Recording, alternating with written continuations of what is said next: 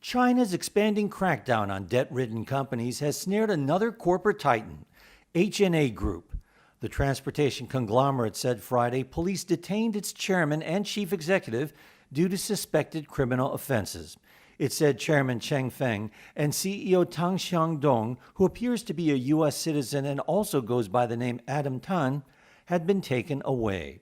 HNA, which is under bankruptcy administration, said its operations are, in its words, stable and orderly. That's a far cry from the past decade when the swashbuckling company went on a $50 billion global spending spree, taking on debt as it bought stakes in big names like Hilton Worldwide and Deutsche Bank. But that drew the attention of Chinese government officials and overseas regulators. With concerns growing over its mounting debt, HNA sold assets to focus on its airline and tourism businesses, such as its flagship, Hainan Airlines. Hainan said trading in its shares would be halted on Monday as executives meet to discuss a reorganization.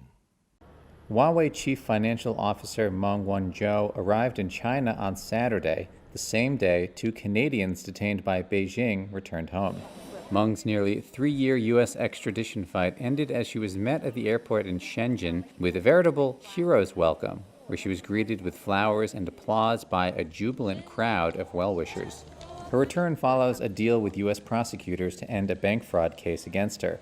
2 Canadians detained by Chinese authorities on spying charges just days after Meng's arrest, Michael Kovrig and Michael Spavor, were embraced on the tarmac by Canadian Prime Minister Justin Trudeau after they landed in Calgary.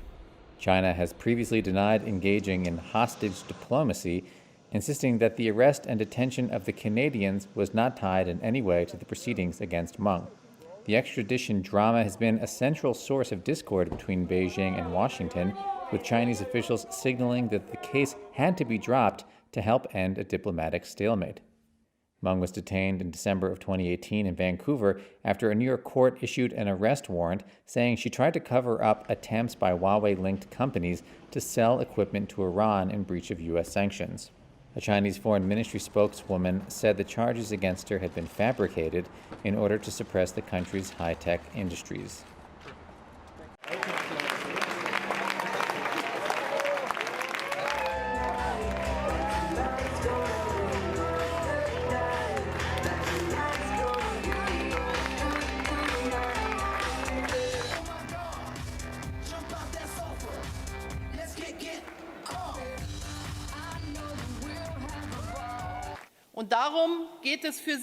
And that is what is at stake for you tomorrow, because this is your country and you decide on your future government. And this future government, I think we all agree, should ensure prosperity, security and peace. And that is what we are standing here for, because we in the Christian Democratic Union are making you an offer.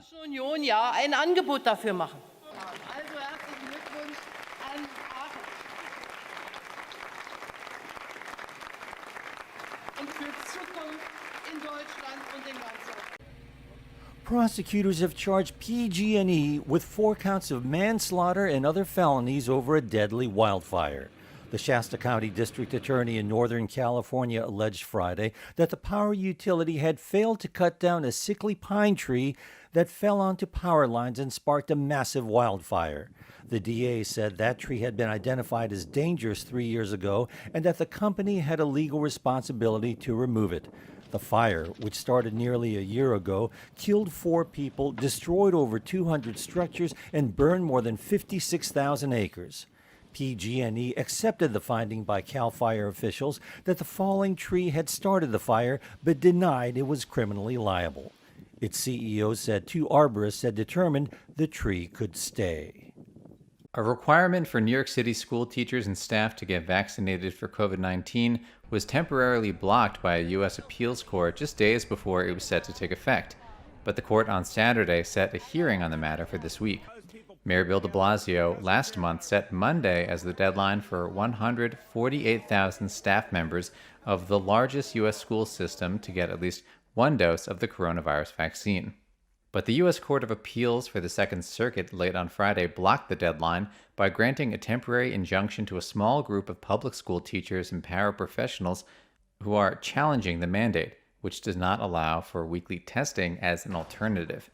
The court on Saturday scheduled a hearing on the dispute for Wednesday, following a request by the city for an expedited hearing. Los Angeles, Chicago, and Washington State also have introduced vaccine mandates for teachers and school staff as U.S. educators and parents grapple with how to keep schools safe and open as the country battles the latest coronavirus surge.